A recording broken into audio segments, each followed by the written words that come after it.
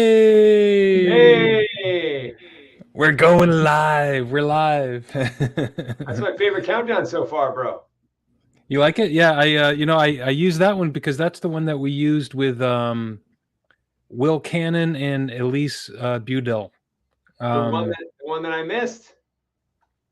The one that that's I right. live. Yeah, they are podcasting entrepreneurs, right? So they're I was talking about them with Matt Francis, who is our focus guest today. um, and but he can't make it live with us, so I pre-recorded. He is a creative entrepreneur. He's been an entrepreneur for 25 years, Ooh, um, and we talked a lot about what that means to him. But I use the what I think Will and Elise, to give them another shout out. They gave us the opportunity to like have a contest on this weekly live event podcast that we're doing. So they just finished up season 4 of their true crime podcast called Killer Heart to Hearts. And so this and they're together, riff. and they live together, and they do this. It's a really beautiful relationship they have. And Um, the countdown that I used is, from StreamYard, called Partners in Crime. So it's, I'm glad you like it. Yeah, it's cool. It almost has a little like Sound of Silence little air to it. Ooh, yeah, A a little little dark. dark with the little doo doo doo doo. You know, sort of like dark and simple instrumentals, I guess. Yeah, that's for real. Is good. That's You're not awesome. getting any echo, are you? You get everything sound okay and see No, okay? great on my end. Okay.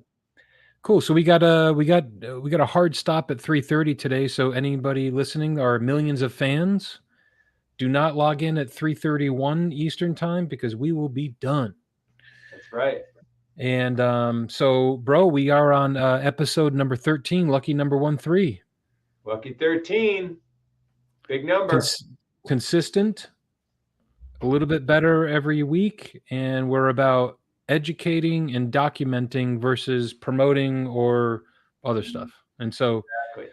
um, And speaking of yeah, educating well, and documenting, let's talk about our guests and some other guests. I know I think today's main theme is entrepreneurship, right? So let's educate and document what's going on out there in the world of like Matt Francis, some other entrepreneurial discussions you and I have been having, bro, over the last couple of weeks with individuals, mentors, opportunities, things like this.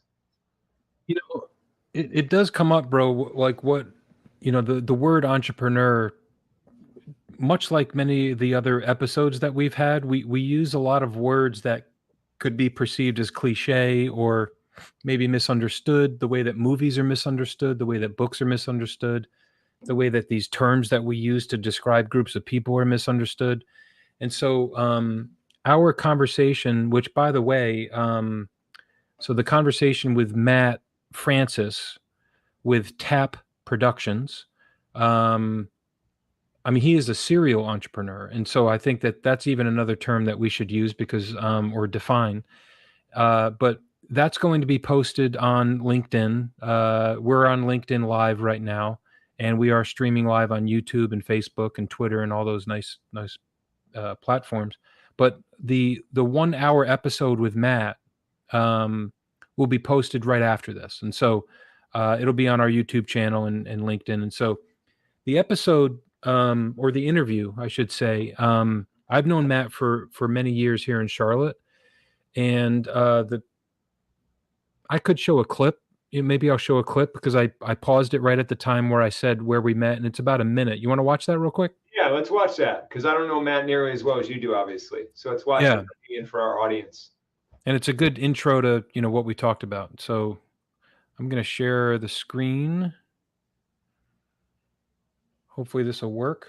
Now that you're a StreamYard pro, you know how to share video, you know how to get things going. This is impressive, bro. It's nothing. It's old hat. Yeah, it's an old hat. Kind of goes into the entrepreneur discussion there. Oh, okay, cool. So that's Matt. That's a bad pause action on him. He looks like he's about to sleep. But yeah, I'll just play it real quick. Make sure the audio is up.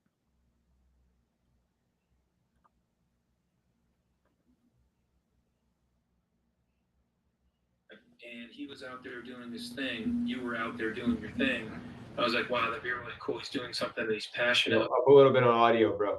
The entrepreneur. He's going out there looking for more business. He's working with multiple groups. And when I started to ask around about you, and and say like, hey, do you know Matt Francis and your list of clients and people that you've worked with? It was, and I don't know if I've ever told you this, Matt, but when I started asking around, it was for that other company that I was with, Pharos, right? Yeah, when we first met, which was, we were an entrepreneurial company, but still, I was employed there.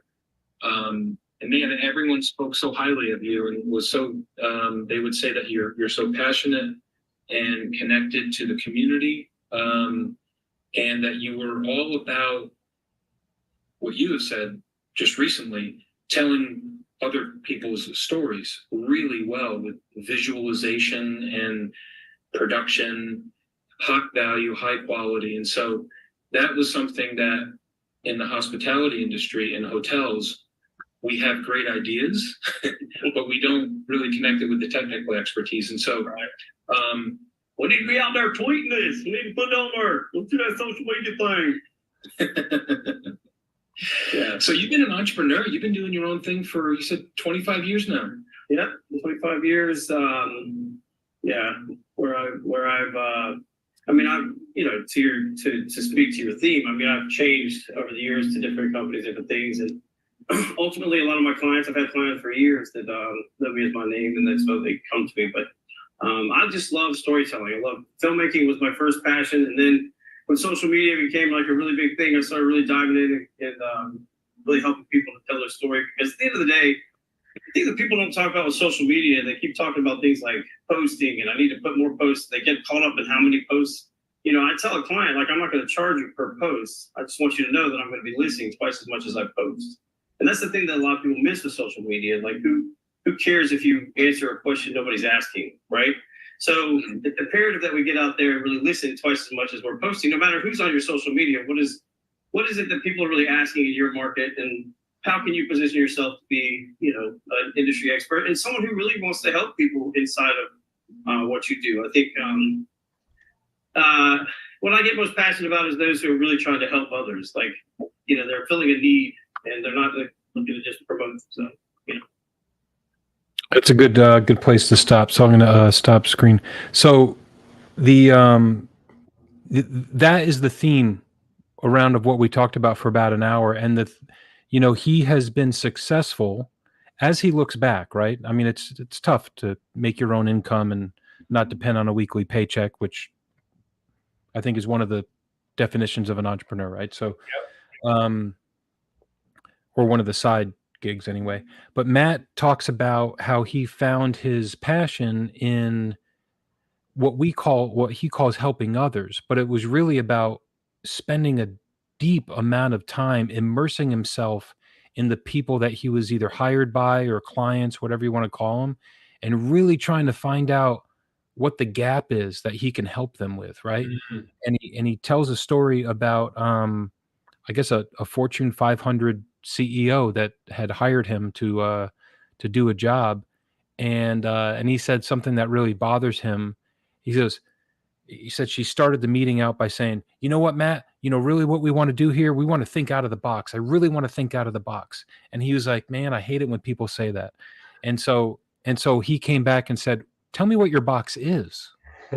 And he said it took her like 3 or 4 minutes to even describe what their box is, right? Mhm. So he says, how can you be out of the box if you don't know what your box is? Great conversation with Matt. So I would ask anyone that is watching and listening to follow up and watch the full hour. So, bro, the question is, that we talk through about what an entrepreneur is. And so I just made a post, an invite for people to listen, and on LinkedIn, and I said, come check us out today. And the question I said is, we're talking about what an entrepreneur is. I said, was Steve Jobs an entrepreneur? What about Gary Vaynerchuk? What about your next door neighbor that is repurposing paper towel holders into hats and selling them on TikTok? What about you? And I said, what if you already are and are listening to people telling you that you can't do it, right? You all those reasons out there. And so I said that, any great question that anybody asks. And so anybody that's on LinkedIn Live or YouTube, you can ask a question here and we'll see it. And I said, if anyone asks a cool question, I'll spend an hour with you, complimentary, of course. We'll get a winner if we get 1,000 questions, but and I will tell you I guarantee you it's much less of a cost to you financially to start your own business. And it is so much easier to go step by step if you do have an entrepreneurial mindset and you want to do something different like tomorrow. And so when I say that to people, they don't really know what that means. And so tell me, bro, what is an entrepreneur to you? What does that mean? Yeah, it's a great question, bro. I've thought about it a lot. First of all, we are streaming live in the United States of America, which makes that answer very different than it would in a lot of other countries in the world. And I thought about that a lot. Like Gary Vaynerchuk, you give as an example, he comes over from Belarus, I believe, but he's from Europe, and in a country that didn't have much. And there's a lot of the story here, which I think is, and to answer the question, what is an entrepreneur? I think different people have different perspectives of it, right? Like you're saying, different people think differently about that question and what it really means. And I think growing up here, like you and I were born in the United States, we grew up in the United States, we've seen a little bit of the world now, but we didn't grow up in a culture that was not the United States, that was very restrictive and very non-entrepreneurial, and then get an opportunity to come to the United States and then express ourselves in an entrepreneurial way. And that's my more tricky answer to your question. I think the most successful entrepreneurs in general, not all, but in general, are the ones who came from outside the country to the country, or came from a very suppressed, constrained, restricted background, childhood, etc., and then were able to express themselves in an entrepreneurial way. In short, I would say an entrepreneur is a creative expression of in a business world.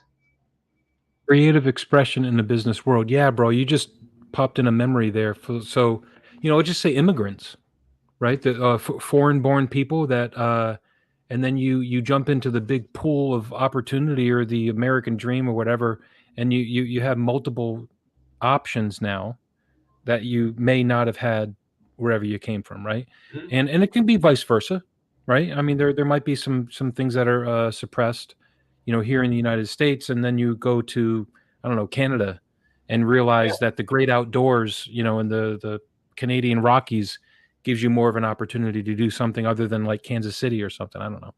Exactly. You know what I mean? So, yeah, no, go ahead. yeah, and I might mess this up, but I've heard recently, it was Jordan Peterson getting interviewed by somebody, and I'm sorry, I'm not able to give credit, but he gets interviewed a lot, and his answer to one of these questions about generational attitudes towards responsibility and finding meaning in your life. Mm-hmm. That's his message usually. Like, responsibility helps you find meaning and strength. And so he said, and he's quoting somebody else. He said, hard times make strong men. He was referring to men, strong people, but he said, hard times make strong men. Strong men make easy times. Easy times make soft men. Soft men make hard times. Yeah, it loops, right? And it loops, right? And it's and so I think the person that was saying that was maybe at a commencement speech that actually quoted that, and I remember seeing the picture of it. And so, you think about it, it's a very deep thought, right? It's like, well, what time am I in? Right. And so So we grew up with mom and dad, and so that created a wonderfully stable life for us. You know, definitely comparative. Sure, we all struggled, but Yeah. on a scale from 1 to 10, we probably struggled a 2. Yeah. You know, Exactly. there's people struggling right now or that live at an 8, 9, or a 10, or were born into an 8, 9, or a 10. Yep. And then are, like you're saying, are put into an environment where they've struggled, and so they're stronger, right? And if they have an entrepreneurial concept or an idea, then it becomes easier for them to implement it, I think, because they've already overcome such adversity. Yeah, I would say more natural. I wouldn't say easier, but yeah, I know what you mean. I think the intention is more natural because they've been conditioned, they've been hardened in a tough environment. So it's more natural to express themselves in an entrepreneurial way. You know, just like Gary Vaynerchuk came here with no money and then worked for 10 years or whatever in his dad's liquor store and did all this stuff. He was just learning and growing all this stuff. Meanwhile, as he was growing up before he was old enough to work in the liquor store, he was trading baseball cards and all sorts of other collectibles, right?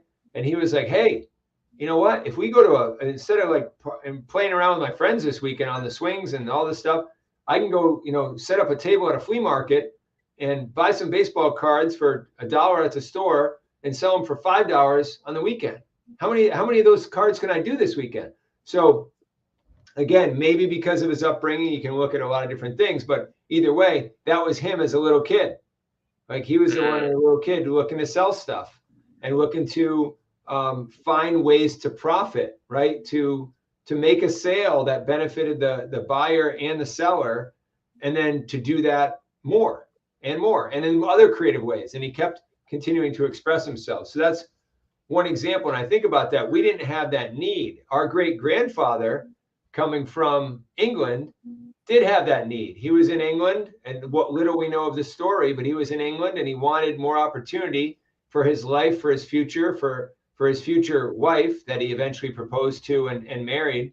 And he got on a boat from England and came to the United States looking for opportunity. And I remember this story because my son Michael had to write a story back in grade school. He's older now, and he had to ask our dad and some other people in the family about that question, like, why did he come here?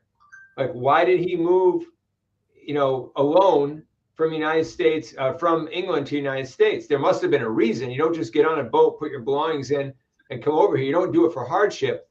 And he did it for opportunity. And then he went back, and then he got engaged to his girlfriend at the time, brought her back over, started a family, and that became the lineage on our grandmother's side, right? In here in New England. So that story, and the more I learned about him and what he did when he got here, is fascinating. He had so many different things. He was I would say a serial entrepreneur. I know he was a music teacher. He did this, he did that. I think he might have even repaired some musical instruments too, like our, you know, Uncle Wayne does and so forth, and all this. Anyway, there's a lot to it. There's a lot more to the story. But again, back to, he came probably from a much harder time than we did growing up. And then he saw opportunity somewhere else, went to explore it, said, yeah, I think there's something here. Let me go put my roots down here and make something of it. Right. And he did. So he had that sense of urgency to change his circumstance and then express himself creatively in a business way, and then in multiple business ways that he did. Multiple business ways, right? And without a lot of, I guess, options, right? So you it's like, you know, where he eventually moved to Pawcatuck, you know, next to Westerly, Rhode Island. There was that neighborhood was all developed in the early 1900s for the mills, the textile mills, which is still there and now is converted to apartments. And but it was, you know, they were there, and, you know, say there's 100 houses there, the mill houses, and where Dad eventually, you know, grew up. Tiny houses, man, and small houses. But if something broke, you know, you didn't call yourself an entrepreneur.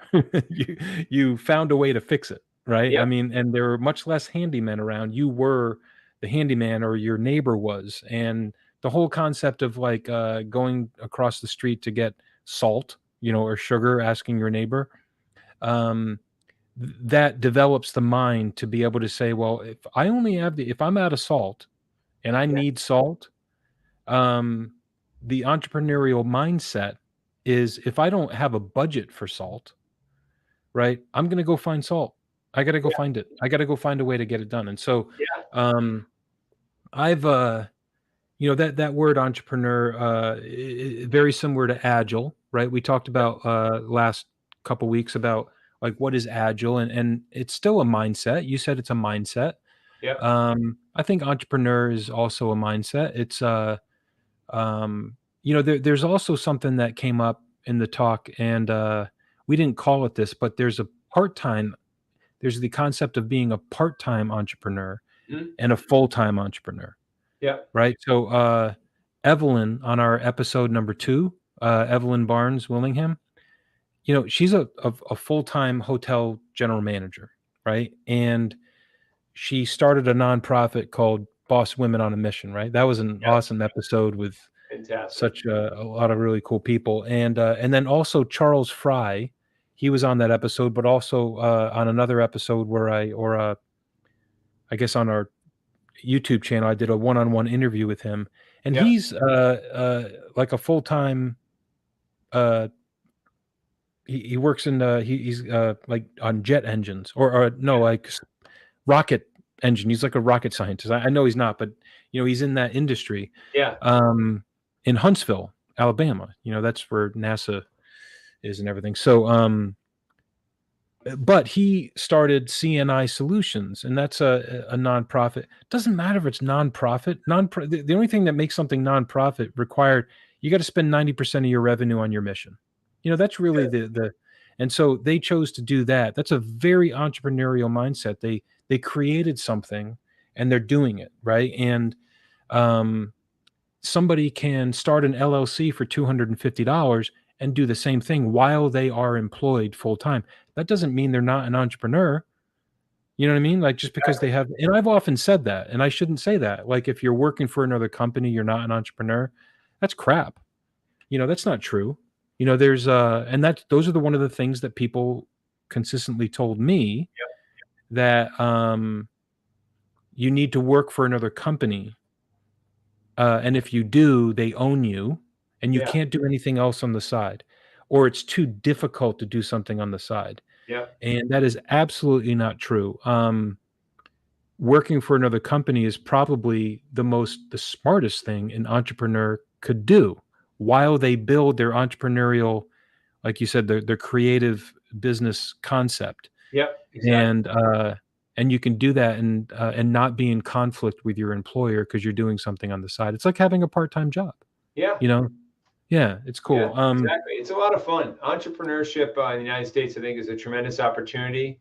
And I think if people stop, watch this podcast, listen, pay attention to what they might want to do, they'll probably find some entrepreneurship opportunities in their family. Maybe it's not them. Maybe it's someone else. Maybe it's their spouse or one of their friends or someone in their family. But there's a lot of opportunities for entrepreneurship. And in the digital world today, a lot of the younger generation are stumbling into this on their own.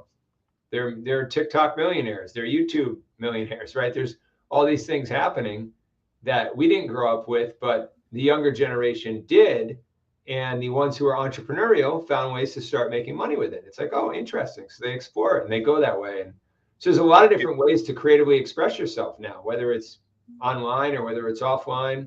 There's a lot of different aspects of business, and there's always ways to get better, right? Entrepreneurs look for the better solution, a better way to provide service to people and humanity. Okay, what does that look like? All right, if it's not being done now, maybe you could do it. You could start a company to do it, right? It's about differentiating yourself. That's where Matt's message comes in really good. Matt Francis with branding and so forth. It's so important to tell your story in your own way that speaks to the audience that you want to speak to. And that's something we naturally want to hear, and it's great to hear, but most of us aren't ready to naturally say it. So it takes practice, and that's where someone like Matt and his services are really important, because you want the story, just like you're watching a good movie. The good movie is not just put together in 2 minutes. Somebody writes the screenplay, they write the story, character development. You talked about hero's journey on one of our earlier podcasts. That's in the movies, right? You want a very small snapshot of that in your story as a brand as well. Why does your company matter? Who cares, right? That question should be answered in your story. I recently found a pretty cool framework, you call it. I know I asked you about it. We haven't talked about it on this podcast, but it's Japanese. It's called Ikigai. It's a framework, and it is very relevant to what we're talking about. And we say we document and not promote, but I will promote the fact that you and I, we're partners, and we just started a nonprofit called Hospitality Industry Impact Initiative. Gonna launch into the world, into the sky pretty soon. But we are going to explode apprenticeships and internships and learning and education in the hospitality industries, hotels, food service, tourism, event planning. And we're also going to explode the concept of employee ownership, okay, which is a catalyst to them starting or converting something to an entrepreneurial enterprise themselves, right? So Ikigai, I just found, like, by looking up, I think I used Chat GPT, to be honest. I said, and I just vomited some thoughts, and I just said, what is this called? Like, what am I trying to figure out here? And it came up as an option of, what you're describing is Ikigai framework. And so what that definition is, and please look it up, everybody. It's the harmonious convergence of discovering or rediscovering what you love, what you're skilled at, what the world needs, and what you can be rewarded for. It's the say, maybe it's a river. Those four things are converging. And so the idea of an entrepreneur is to be like, hey, what do you love? All right, so I love baseball. Okay, what are you skilled at? I can't play baseball. I never picked up a bat. So maybe I'm skilled at something about knowing the rules of baseball. Okay, what the world needs. Does the world need you the knowledge of baseball? Okay, maybe I can be a commentator because I know a lot about baseball. And what can you be rewarded for? Is there a job out there? Is there some sort of disruption or thing that I can do to use my knowledge about that? It's a wonderful framework to enter into, like, even a new job before you even apply to a new job, to figure out, like, is this something that I love? And then you become skilled at it, and then you become great at something that you love. And Gary Vaynerchuk talks a lot about that. And he said it's some